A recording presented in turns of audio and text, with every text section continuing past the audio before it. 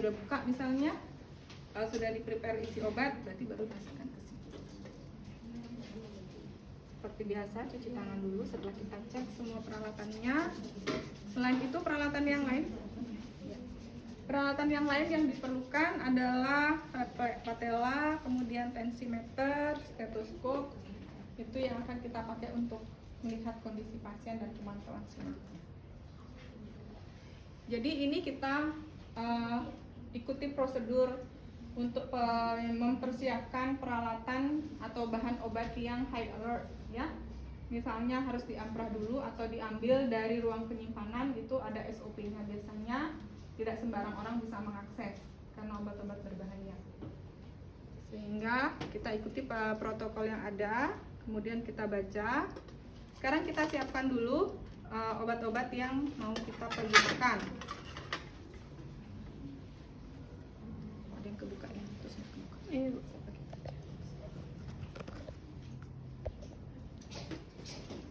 Ini kita buka seperti ini atasnya.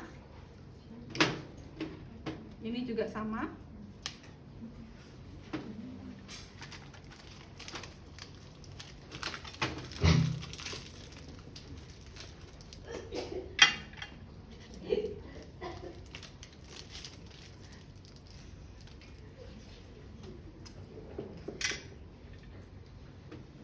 Kemudian untuk mengambil obat MGSO 4, jadi ambil obatnya terlebih dahulu, ya.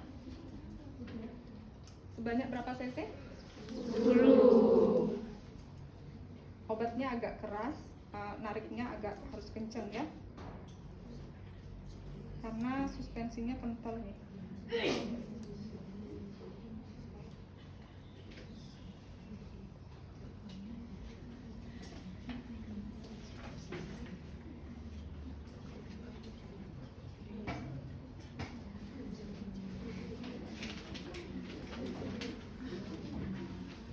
Kemudian kita ambil akuanya. Bagi berapa? 10.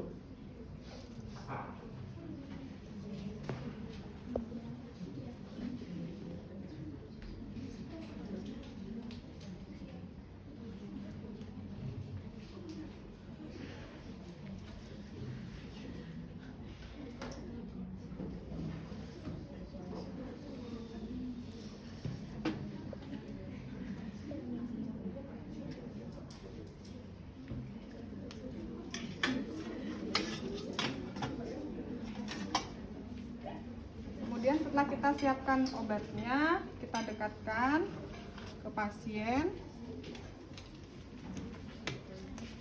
Kalau pasien masih sadar, kita tetap berkomunikasi dengan pasien ya.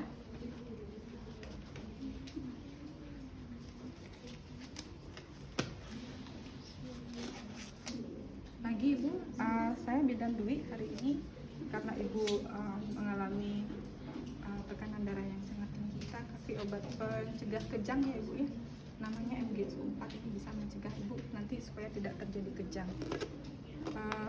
Mohon maaf Ibu, dengan nama siapa? Bu Kade. Bu Kade, oke. Bisa alamatnya dibantu Bu? Batu Bulan. Batu Bulan. Saya cek dulu gelangnya ya.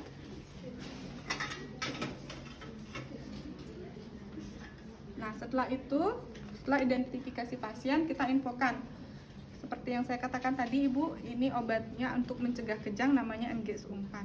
Tapi nanti selama memberikan obatnya agak banyak, sekitar 20 cc, nanti memberikannya pun agak lama, sekitar 10-15 menit, jadi kita kasih pelan-pelan. Dan nanti rasanya agak panas di sebelah sini waktu kita masukkan obat, sehingga kita perlu pelan-pelan memberikannya. Cuma nanti kita, kalau Ibu merasa tidak nyaman sekali, Ibu bisa menyampaikannya ke kami.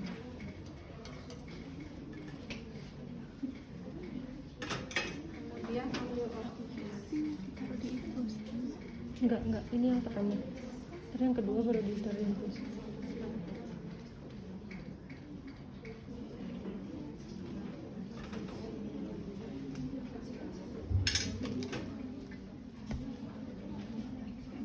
Jadi ini tekniknya sama dengan memberikan obat melalui infus ya. Kalau sudah belajar sebelumnya, jadi ujung atasnya bagian atas, kemudian kita tusukkan. Kalau pasien pakai 3W itu beda lagi caranya. Setelah itu kita tutup, baru kita masukkan. Kecepatannya berapa kemarin kita pelajari? 2 cc per menit. Ya.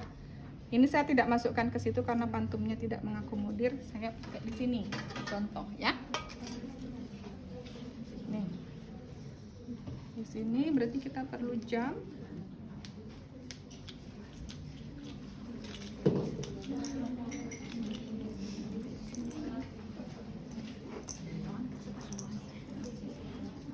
Jadi setiap menit itu ada 2 cc. Jadi kalau kita lihat ini 20 cc ya.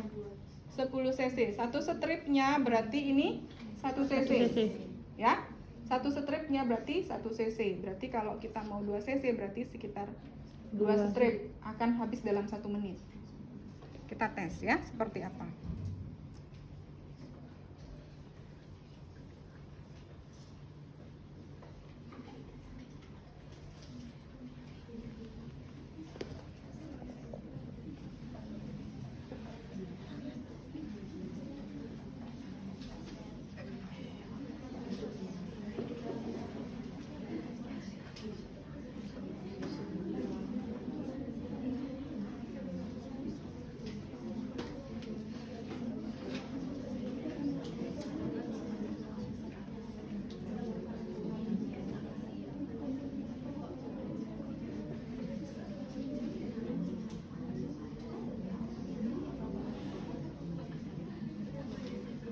Kalau ada gelembung gitu aman juga Bu, nggak apa-apa?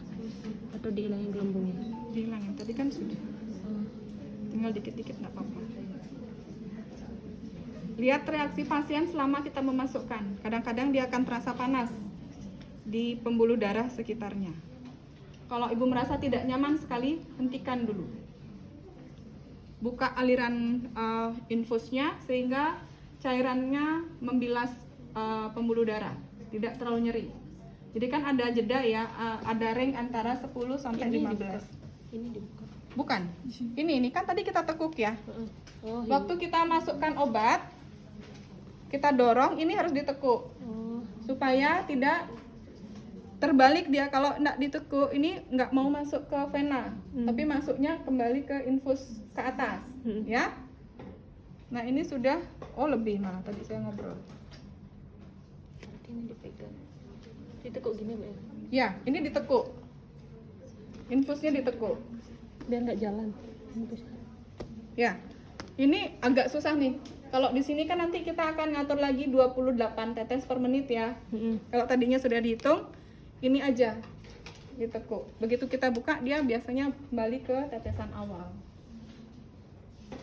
Nah, ini habis 2 strip. Ya, 2 cc. Dalam 1 menit. Lama ya? Ya, jadi lama. Jadi lihat reaksi ibu selama memberikan. Kalau dia nyeri sekali, buka nih yang kita pegang tadi sehingga nanti netes lagi nih. Netes lagi infusnya, ini akan membilas obat-obat yang ada di pembuluh darah. Itu akan lebih nyaman untuk ibu. Kadang-kadang terlihat kemerahan. Ya. Kalau ibu terasa nggak nyaman sekali. Karena iritasi dari obat. Makanya ini diencerkan, tidak boleh buka. Diencerkan lagi 10 cc menjadi 20 cc menggunakan aqua. Setelah itu, ini ceritanya sudah habis ya.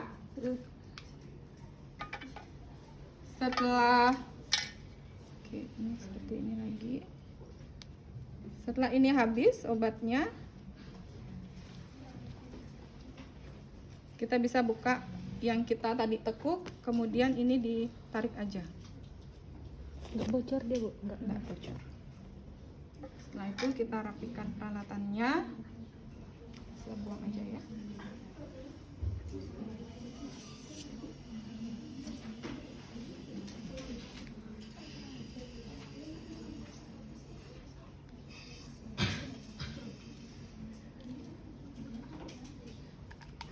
Ini habis.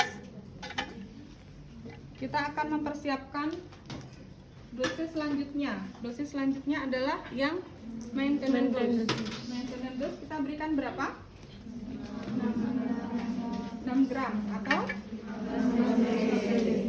kita ambil lagi 15 cc. Baca lagi sebelum mengambil ya.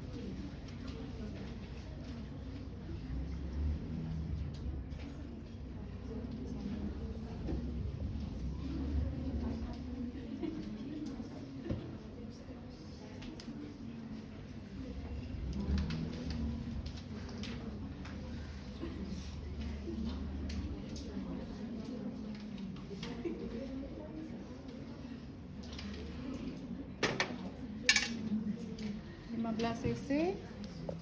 Kita tutup dulu ini karena kita mau masukkan obatnya ke dalam infus ya. Kalau sudah terpasang tidak masalah, ini kan mungkin akan sudah berkurang ya dari 500 ya, nggak apa-apa. Tapi kan ini baru dipasang, tidak maksudnya yang sudah dipasang sejak 1 jam yang lalu gitu, enggak. Kalau dalam kasus seperti itu cairannya harus diganti ya. Tetapi tadi baru selesai dipasang kemudian kita akan memasukkan, nggak apa-apa. Jadi mungkin baru berkurang 1 cc atau 2 cc nggak masalah ya, kecuali memang sudah dipasang sejak beberapa jam yang lalu atau tinggal setengah, sudah berkurang banyak ya harus diganti ya. Kemudian kita masukkan. Berarti itu nggak ada gininya ya, campurannya? Nggak ada, campurannya adalah dektrosenya ya. Ingat mematikan dulu ya, mematikan aliran infusnya.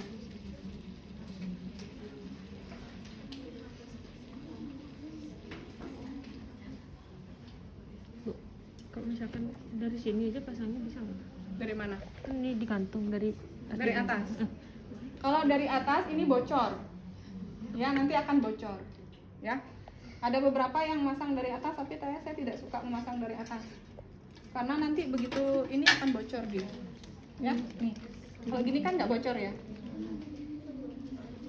Itu maksudnya kan ini digantung Bu ya, kita dari sini aja di sini. Langsung dimasukin sini. Kenapa nggak langsung di sini? Coba ya, kita coba ya. Ini juga bisa, nggak, ini tidak akan netes. Tetapi kan nanti kita akan kocok, ambil juga. Ya, ambil juga kan? Harus berarti. Iya, kita kan akan menggoyangkan ini. Paling enggak 2-3 kali kita goyangkan, mencampurkan obat di dalamnya. Ambil juga, ya. Lebih nyaman kita Langsung berarti. kerja di sini daripada begini nih. Ya, Iya. capek, ya.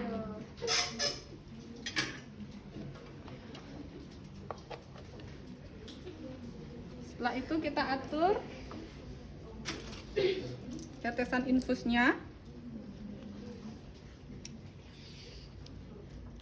Berapa tetes? 28 ya.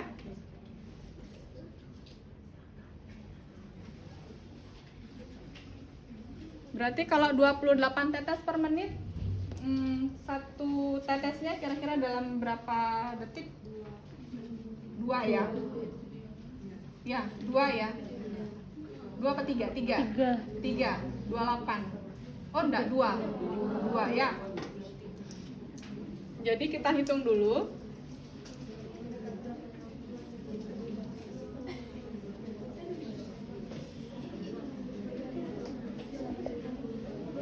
Satu tetesnya itu ada setiap 2 detik.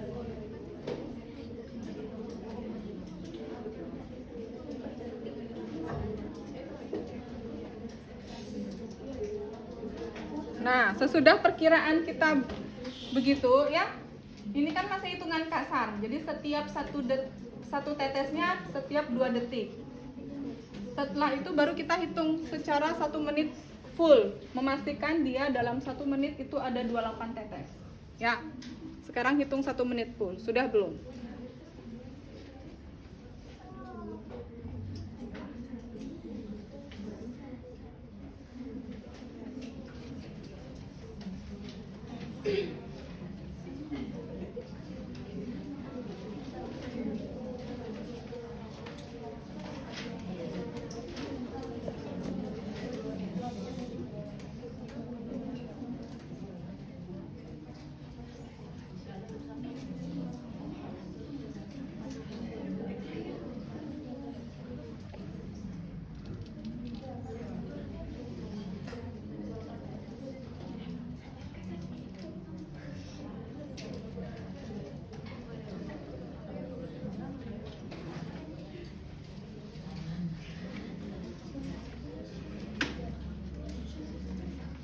Nah, ini baru 20 tetes per menit. Berarti kan kurang ya? Berarti lebih cepat lagi nih tetesannya, kita atur lagi. Longgarkan lagi, kemudian hitung lagi 1 menit full. Sampai kita ketemu 28 tetes per menit. Dilonggarkan atau dikeratkan sesuai dengan hitungan yang tadi. Jadi hitungan yang pertama itu hanya hitungan kasar, jadi kira-kiranya udah sampai 28 tetes per menit.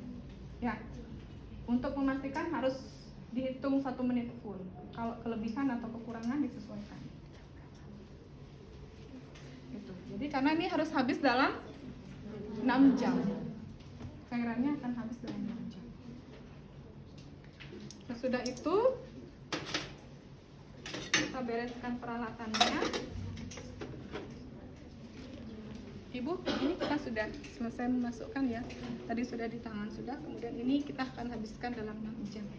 Jadi mohon nanti tidak diutak-atik lagi, ini perhitungannya sudah kita paskan.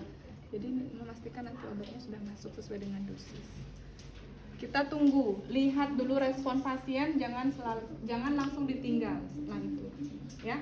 Lihat dulu responnya, hitung pernafasannya pasien. Kemudian lihat nadinya, cek nadinya, ajak ibu ngobrol.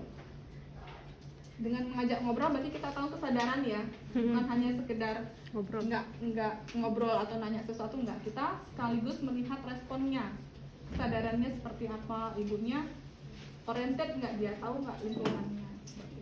Itu penilaian kita, nggak hanya sekedar ngobrol.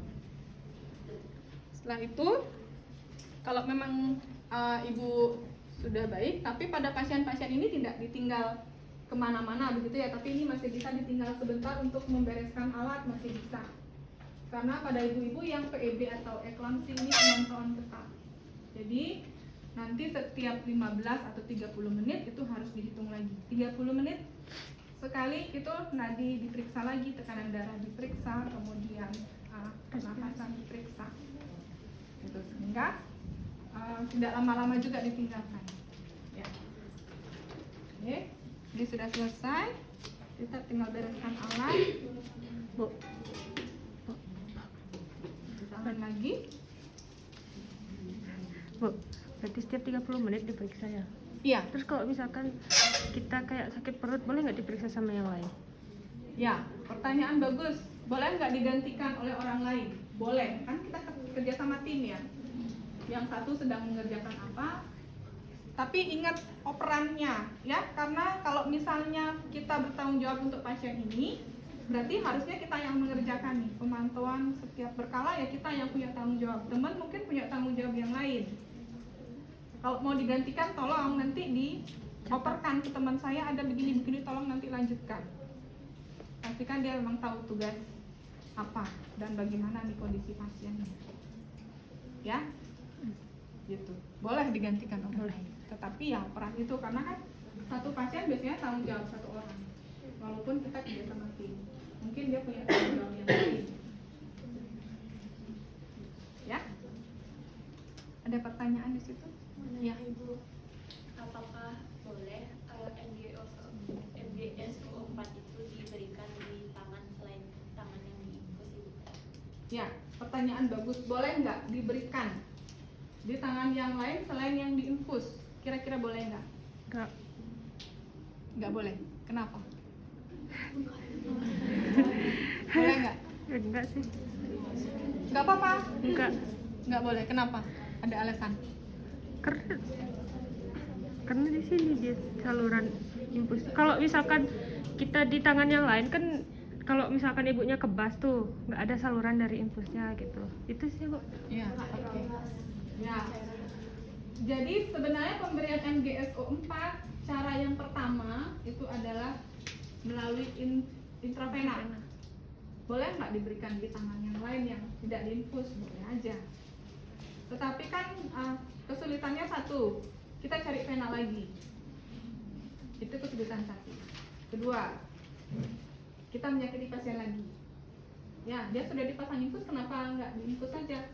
Kalau dia nusuk di tempat yang lain kan menyakiti pasien lagi. Itu nggak boleh. Kenapa? Kalau dia sudah terpasang infus, diinfus. Dan yang ketiga tadi itu, kalau memang ibu terasa kebas atau nyeri, itu bisa pakai cairannya untuk membilas. Jadi larutannya diencerkan lagi, jadi tidak sepekat sebelumnya. Gitu, ya. Kalau memang belum terpasang, belum selesai terpasang, boleh nggak dilakukan? Boleh aja. Seandainya ini infusnya belum terpasang. Tetapi kan kalau dilihat dari urut-urutan tadi yang kita pelajari kemarin kan, A, B, C. C-nya kan circulation, pasang dulu infusnya, baru kemudian kontrolnya dengan MGSO4. Jadi sebenarnya memang infusnya harusnya terpasang dulu, baru kemudian kita memberikan MGSO. Ya, gitu ya. Oke, pertanyaan bagus. Ada lagi diskusi terkait pemberian MGSO4? Ada? Jadi sebenarnya tekniknya sama ya, kemarin mungkin sudah belajar tentang bagaimana memberikan obat dengan berbagai cara. Salah satunya melalui intravena atau melalui infusen. Ya.